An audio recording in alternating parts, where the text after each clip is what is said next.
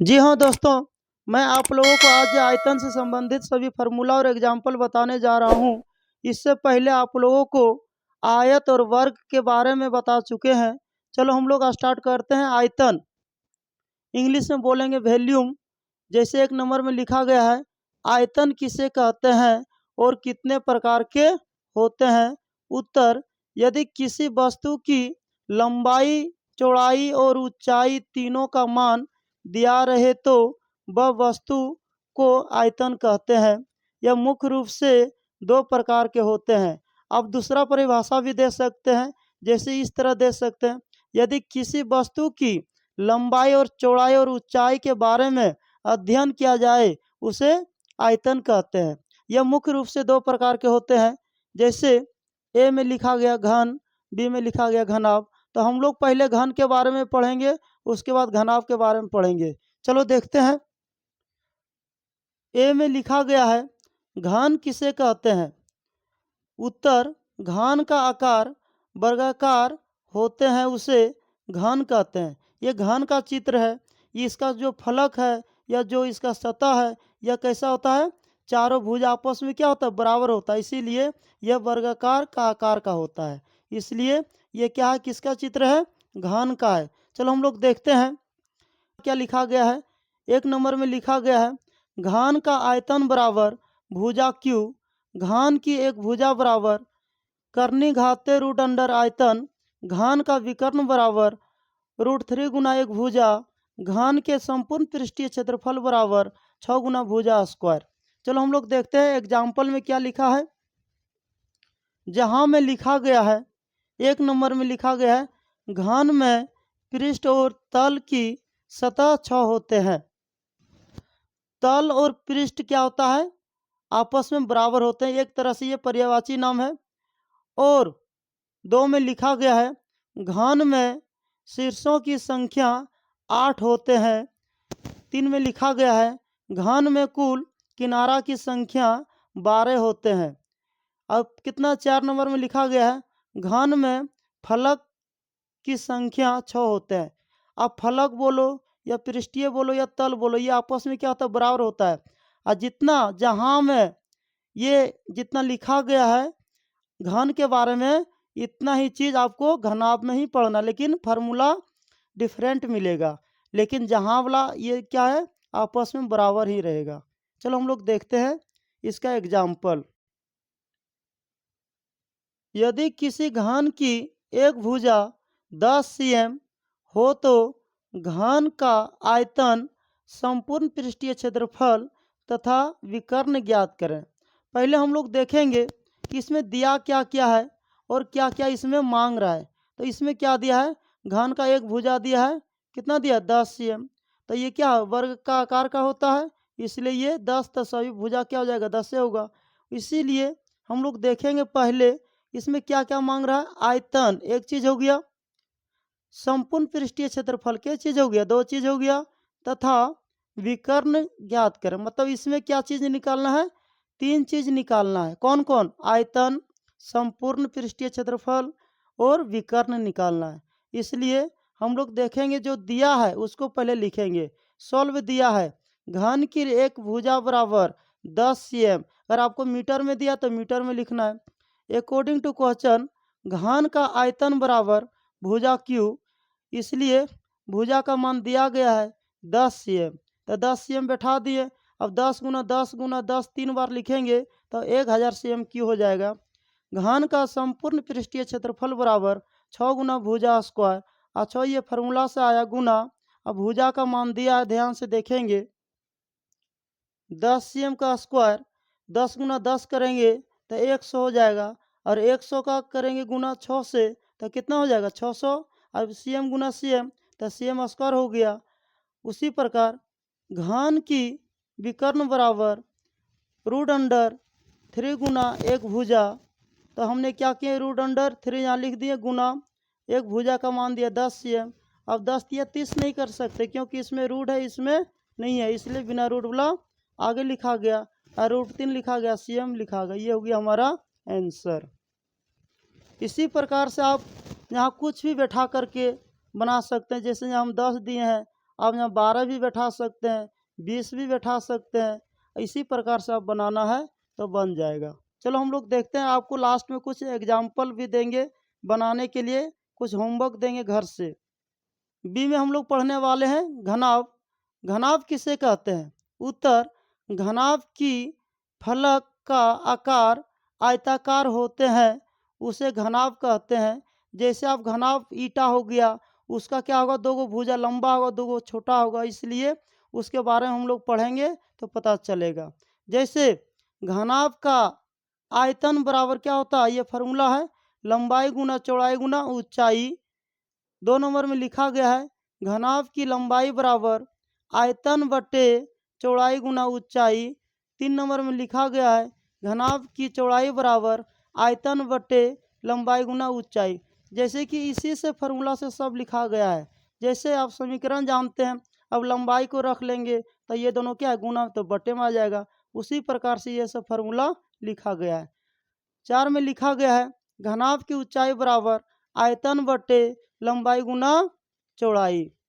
5 में लिखा गया है घनाभ का संपूर्ण पृष्ठीय क्षेत्रफल बराबर, अब ध्यान से देखेंगे क्या होगा, 2 इंटू लंबाई गुना चौड़ाई प्लस, ध्यान से देखें यहाँ प्लस होगा, चौड़ाई गुना ऊंचाई प्लस ऊंचाई गुना लंबाई। 6 नंबर में लिखा गया है घनाभ का विकर्ण बराबर रूट अंडर लंबाई स्क्वायर प्लस चौड़ाई स्क्वायर प्लस ऊंचाई स्क्वायर। आप लोग ये फार्मूला और परिभाषा याद रखिए तो आपको एग्जाम्पल बनाने में आसान होगा। जहाँ में लिखा है ध्यान से देखेंगे, यदि संदूक ढक्कनदार हो तो इसके लिए फार्मूला क्या लगाएंगे, संदूक क्या होता है, घनाभाकार होता है। घनाभाकार किसे कहते हैं, जो घनाभ का आकार का होता है उसी को क्या कहते हैं, घनाभाकार। ईटा हो गया, संदूक हो गया, ये पिलर सब हो गया, ये बहुत तरह का होता है, ये सब क्या होता है, घनाभाकार का आकार का होता है। इसलिए इसके लिए फार्मूला क्या है, भीतरी लंबाई। यदि आपको भीतरी लंबाई मांगे तो आपको क्या करना है, बाहरी लंबाई माइनस 2 गुना मोटाई। मतलब आपको बाहरी लंबाई दिया रहेगा और उसमें क्या करना है, 2 गुना मोटाई, मोटाई भी आपको दिया रहेगा। उसी प्रकार इसमें भी देखेंगे 2 नंबर में भीतरी चौड़ाई बराबर बाहरी चौड़ाई माइनस 2 गुना मोटाई। तीसरा देखेंगे भीतरी ऊंचाई बराबर बाहरी चौड़ाई माइनस 2 गुना मोटाई। उसी प्रकार ख में लिखा गया है यदि संदूक बिना ढक्कनदार का हो तो उसके लिए फार्मूला क्या करना है, देख लीजिए एक बार आप लोग सभी क्या क्या लिखा गया है। इसके बारे में आपको क्लास में विस्तार में बताया जाएगा। अगर इसको अभी आपको बताएंगे तो वीडियो लॉन्ग हो जाएगा, इसलिए आप ये फार्मूला देख लीजिए, काम कभी न कभी आएगा। चलो हम लोग एग्जाम्पल पर आते हैं। एग्जाम्पल में लिखा गया है, ध्यान से हम लोग देखेंगे क्या क्या लिखा है, देखते हैं। एग्जाम्पल, यदि किसी घनाभ की लंबाई 10 मीटर, चौड़ाई 8 मीटर और ऊंचाई 6 मीटर हो तो घन का आयतन, संपूर्ण पृष्ठीय क्षेत्रफल तथा विकर्ण ज्ञात करें। कहने का अर्थ ये हुआ कि इसमें पहले देखेंगे क्या क्या दिया है और क्या क्या निकालना है। जैसे लंबाई दिया है, चौड़ाई दिया है, ऊंचाई भी दिया है, इसमें निकालना है आयतन, संपूर्ण पृष्ठीय क्षेत्रफल और विकर्ण निकालना है। तो चलो हम लोग देखते हैं इसका सॉल्यूशन क्या है। सोल्व दिया है, जैसे क्या दिया है, लंबाई दिया है 10 मीटर, मीटर बढ़िया से देना है। उसके बाद चौड़ाई दिया है 8 मीटर, ऊंचाई कितना दिया है, 6 मीटर दिया है। तो उसी को यहाँ लिखा गया है घनाभ का लंबाई बराबर 10 मीटर, चौड़ाई हो गया 8 मीटर, ऊंचाई हो गया 6 मीटर। अकॉर्डिंग टू क्वेश्चन घनाभ का आयतन बराबर लंबाई गुना चौड़ाई गुना ऊंचाई। अब देखो लंबाई का मान दिया है, चौड़ाई का भी मान दिया है 8, ऊंचाई का मान भी दिया है 6 दिया है। अब तीनों को गुना करके हो गया 480 मीटर क्यूब। मीटर 1 2 3 गो है तो पावर को क्या करना है, जोड़ देना है जब गुना में रहेगा और आधार जब सेम रहेगा तब। उसके बाद हमने क्या किए, ध्यान से देखेंगे, घनाभ का संपूर्ण पृष्ठीय क्षेत्रफल बराबर क्या होता है, 2 इंटू लंबाई गुना चौड़ाई प्लस चौड़ाई गुना ऊंचाई प्लस ऊंचाई गुना लंबाई। अब ध्यान से देखेंगे 2 इंटू लंबाई का मान दिया 10 मीटर गुना चौड़ाई का मान दिया है 8 मीटर प्लस चौड़ाई का मान दिया है 8 मीटर गुना ऊंचाई का मान दिया 6 मीटर प्लस फिर क्या ऊंचाई का मान दिया है, यहाँ से देखेंगे 6 मीटर दिया है गुना लंबाई का मान कितना दिया है 10 मीटर। सबसे पहले क्या करना आपको कि पहले ब्रैकेट के अंदर में जोड़ घटा गुना भाग करना, उसके बाद बाहर में करना है।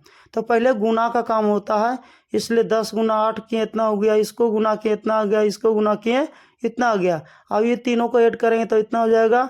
इसमें जब गुना करेंगे तो 376 मीटर स्क्वायर हो जाएगा, क्योंकि क्षेत्रफल मीटर स्क्वायर में होता है, आयतन क्यू में होता है, बाकी सब क्या मीटर में होता है। ध्यान से देखते जाइए। उसके बाद क्या करेंगे, गुना करने के बाद इतना आ गया। घनाभ का विकर्ण बराबर रूट अंडर लंबाई स्क्वायर प्लस चौड़ाई स्क्वायर प्लस ऊंचाई स्क्वायर। लंबाई का मान बैठा दिए प्लस दे दिए, चौड़ाई का मान बैठा दिए प्लस दे दिए, ऊंचाई का मान बैठा दिए प्लस क्या स्क्वायर है तो स्क्वायर दे दिए। देने के बाद क्या किए, इसका स्क्वायर करेंगे तो 100 होगा, इसका भी करेंगे 64 होगा, इसका भी करेंगे 36 होगा। ये तीनों को ऐड करके आ गया 200 मीटर स्क्वायर। अब ध्यान से देखेंगे, जब ये दोनों को 200 आ गया तो इसको लिख सकते हैं 100 गुना 2 मीटर स्क्वायर। अब 100 का वर्गमूल कितना होता है 10 और रूट 2 बच गया, मीटर 2 का एगो निकल गया, ये हो गया हमारा आंसर। जहाँ घनाभ में तल कोमा सतह और फलक 6 होते हैं, घनाभ में कुल शीर्षों की संख्या 8 होते हैं, घनाभ में कुल किनारों की संख्या 12 होते हैं। ये घन हो या घनाभ हो, ये आपस में क्या होता है बराबर होता है, और फार्मूला में क्या होता है डिफरेंट होता है। इसलिए ये आप दोनों को याद करना है, एक किसी एक को याद कर लीजिए, आपको दोनों याद हो जाएगा। ये दोनों आपस में क्या होता है बराबर होता है। चलो ध्यान से देखेंगे, आपको कुछ होमवर्क दे रहे हैं घर में बनाने के लिए। जैसे घनाभ के लंबाई चौड़ाई और ऊंचाई निम्नलिखित को हल करें। मतलब ये देखो ध्यान से देखेंगे, जैसे रोमन में एक दिए लंबाई चौड़ाई ऊंचाई आयतन क्षेत्रफल विकर्ण, ये सब क्या है आपका होमवर्क है। तो हमने क्या किए, लंबाई का मान दिए, चौड़ाई का मान दिए, चौड़ाई के मान भी दे दिए हैं, ऊंचाई के भी मान दिए हैं, आयतन नहीं दिए हैं, क्षेत्रफल नहीं दिए हैं, विकर्ण नहीं दिए हैं। आपको ये तीनों का मान निकालना। क्षेत्रफल में हो गया संपूर्ण पृष्ठीय क्षेत्रफल, उसी प्रकार 2 का निकालना है। 3 में क्या तनी डिफरेंट है, क्या है अपने लंबाई नहीं दिए, चौड़ाई दिए हैं, और क्या दिए ऊंचाई दिए हैं, और आयतन दे दिए। आयतन के द्वारा ही लंबाई निकल जाएगा, या लंबाई का अगर डायरेक्ट फार्मूला जानते हैं तो आप निकाल सकते हैं। उसके बाद बाकी ये दोनों को निकालना है। उसी प्रकार से आपको ये सभी बना करके घर से आना है। ये क्या है नंबर बाय नंबर है, जैसे 1 नंबर का ये उतारना है, 2 नंबर में आपको ये उतारना है, 3 नंबर में ये उतारना है। उसी प्रकार से ये आपको बना करके घर से आना है। एक बार देख लीजिए, पूरे समझ में आ जाएगा। ये आप